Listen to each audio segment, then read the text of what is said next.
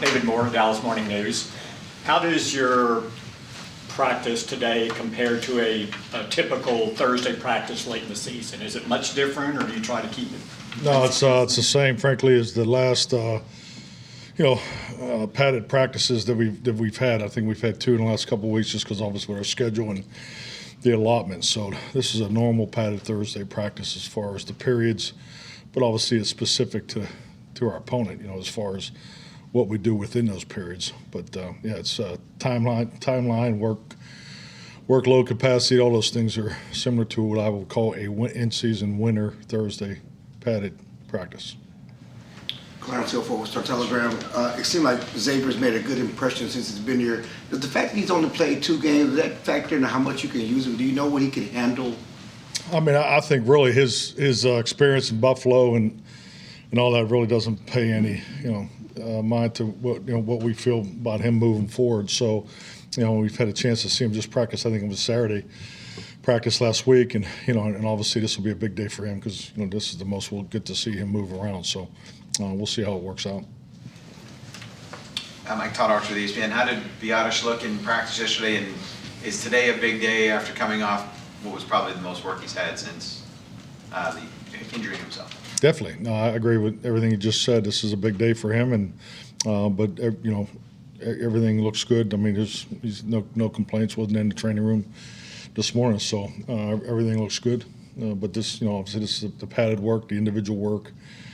Particularly the team run. The periods where he has to really anchor. This will be good for him today. With Bohanna, he was inactive last week. Was that injury related, or was it just one to look at the other guys? No, it was a competitive situation, and it's going to be another one this week too. So you got a number of guys that are competing to get up, and big conversation that we have it every week. If you go back to earlier in the year, we were 24 defense, 21 offense, and but consistently throughout the second half of the season, we've been 22 on offense and 23 on defense. So that's all part of that challenge.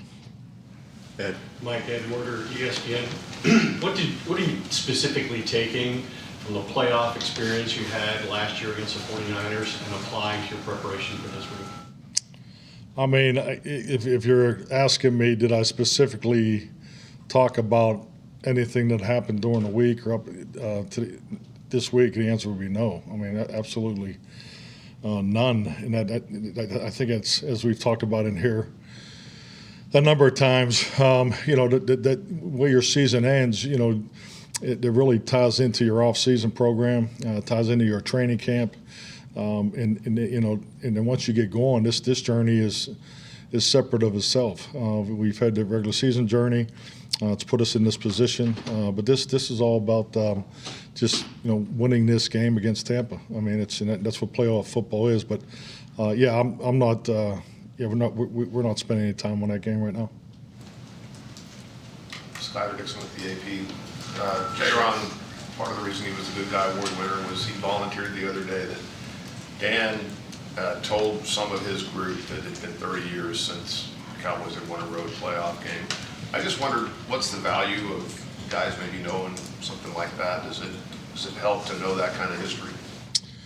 Yeah, definitely. And really the message, the message that was given in the team meeting was, we had 10 guys. We had the baby pictures of 10 players and the dates that they were born, and then obviously acknowledge that. And the reality of it is, we have zero responsibility to what's happened here in the past, all the way back even to the San Francisco game. This is about our opportunity.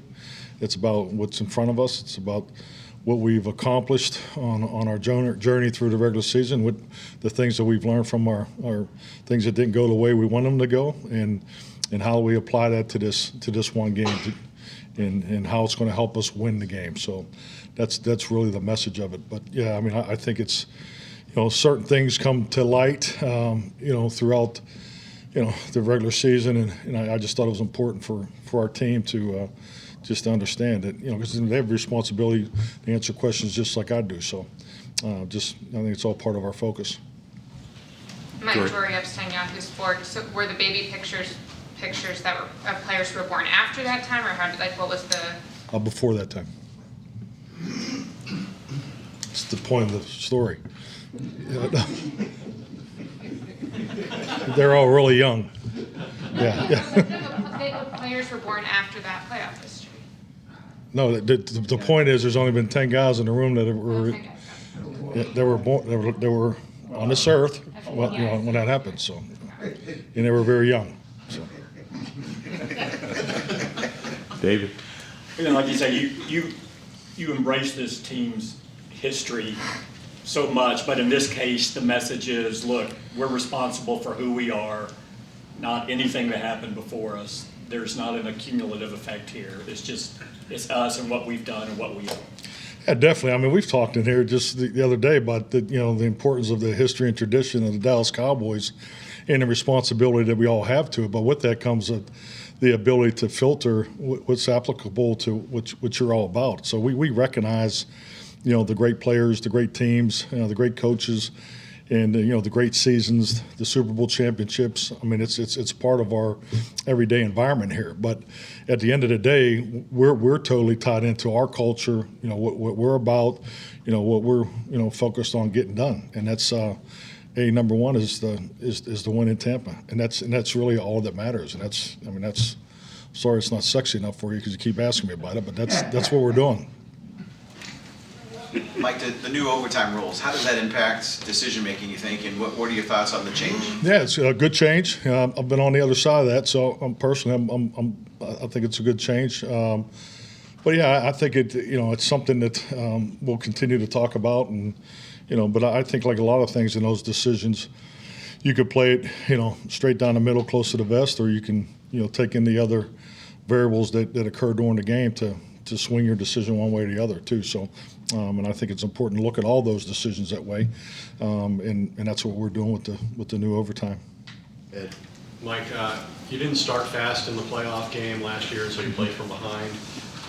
Given that and what happened last week, the way you played on offense, how important do you think it is to get Dak and the offense comfortable quickly in this game, and how do you go about that? Very important. And, and they challenge you. This is not defense that just plays on your upfield shoulder that's going to, there's not a whole lot of free offense out there is what I like to say when I look at defenses. So, but yeah, I think your point's well taken. It's important every game, but yeah, definitely this game. And, just the fact that it's a playoff game. So you only get so many trips to the plate, and you got to make sure you take advantage of those and definitely, getting the quarterback in rhythm. And, those are weekly conversations and definitely will be a focus this week.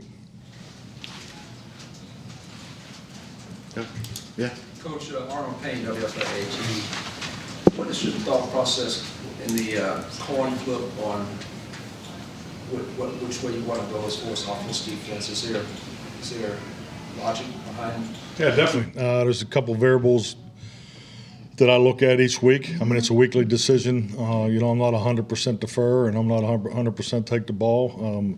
I mean, there's a time in my head coaching career that we wanted the ball to get up and get going, and that was, more tailored to how we were designed or, playing with that particular team. And, I think the other part of it is, the philosophy of always deferring, because you open up the second half with the ball, you get the extra series, potentially in the second half, and then also, the ability to potentially score going into the half, because when you score going into the half and score coming out, I think it's like 80% win. So it's definitely to create that double situation.